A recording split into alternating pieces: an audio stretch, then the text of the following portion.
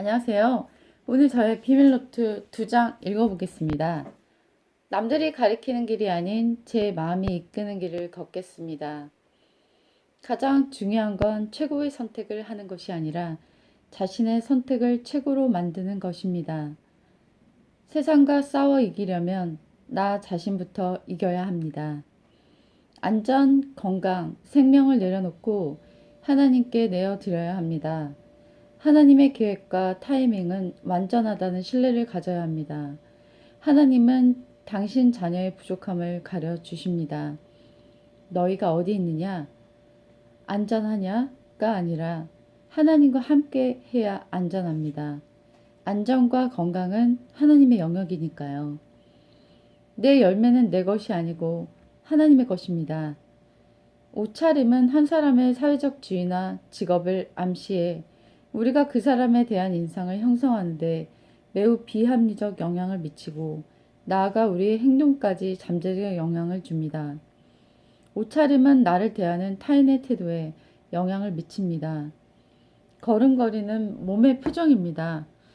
걸음이 빠르면 성급하고 사회신분이 낮아 보이고 걸음이 느리면 근심이나 스트레스가 많아 보입니다. 키포인트는 빠르지도 느리지도 않은 걸음걸이입니다. 우리가 주목해야 할 것은 행동의 자연스러움인데 이것은 보통 꾸미기가 어렵습니다. 강도나 범죄자들은 행동이 부자연스러운 사람을 골라 범죄 대상으로 삼는다고 합니다. 민첩하고 활기 넘치는 신발과 옷차림을 착용한 자연스러운 행동은 우리를 범죄의 표적에서 벗어나게 할 수 있습니다. 소통에서 가장 중요한 것은 입 밖으로 내지 않는 말에 귀를 기울이는 것입니다. 피터 드러커. 모든 걸 해낼 수 있는 그분이 우리의 기도를 들어주지 않는 것이 기적입니다. 이렇게 안 풀릴 수가 있지? 이것은 하나님의 계획에 있는 것입니다. 이것은 사인입니다. 고백을 원하는 것입니다. 너의 관심이 과연 어디 있느냐? 너무 아파보고 내 힘으로 할 수 있는 게 없어지니까 오직 예수님밖에 없더라. 하나님은 당신의 힘에 끌리지 않으신다. 하나님은 당신의 연약함에 끌리신다. 토미 테니. 내 능력은 내 연약함 속에서 진가를 나타낸다. 우리에겐 어떤 능력도 없다. 돈이나 그 어떤 대가 없이 순수한 마음으로 내 말을 들어줄 수 있는 사람이 있다는 사실은 내 삶에 큰 구원이 되었다. 오늘 와닿았던 구절은요, 바로 이것이었습니다. 하나님은 당신의 힘에 끌리지 않으신다. 하나님은 당신의 연약함에 끌리신다. 저는 가르치는 일을 평생 업으로 하고 있습니다. 중간에 외도를 좀 해볼까 해서 여러 회사를 인터뷰를 보러 다녔었는데요. 제 적성에 너무 맞지 않는 것 같다는 생각이 들어서 다시 제가 하던 일로 복귀하였습니다.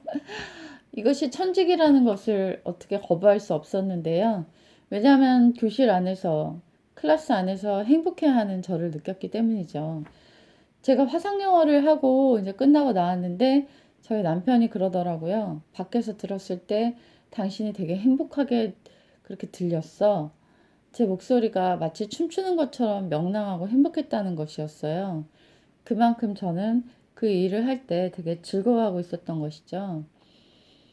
근데 제가 제 일을 하면서 제 꿈을 꾸는 일들 속에서 제가 왜 일을 과연 하게 되었는가라는 생각을 할 때 보면은 제가 그 일에 끌렸던 이유가 있어요. 그것은 제가 만난 아이들, 특별히 연약하고 약한 아이들을 사랑하는 마음이 제게 있었기 때문이죠. 물론 저도 3일 정도 이렇게 무역회사에서 일해본 적도 있고, 여러 가지 알바를 통해서 다양한 직업군에 이렇게 경험이 되어진 적도 있었어요. 그럴 때 그 직업들이 주는 매력도 있었죠. 하지만은 물건을 상대하거나 어떤 일들을 하는 그런 것들보다 저는 사람을 대하는 것이 좀 좋았고, 그 사람 중에서도 특별히 연약한 사람들, 그리고 약한 사람들의 그러한 삶을 대할 때 많은 긍휼과 돕고 싶은 마음과 칭찬해줌을 통해서 그 아이들이 아름답게 성장되고 변화되는 것을 볼 때 굉장한 기쁨과 뿌듯함을 느꼈던 것을 제가 많이 기억합니다. 하나님도 우리가 강하기 때문에 우리 사랑하시고 우리 이끌어가는 것이 아니라 우리가 너무나 연약하고 우리가 너무 부족하기 때문에 하나님은 우리한테 끌리신다는 것이죠. 그것은 얼마나 큰 위로가 되는 말인가요? 네. 그래서 저는 예전에 광고를 낸 적이 있어요. 공부 못하는 선생님이라는 제목의 광고였었는데요. 제 광고에는 저는 선생님들이 맡고 싶어 하지 않은 아이들을 맡고 싶습니다. 왜냐하면 제가 공부 못했던 선생님이거든요.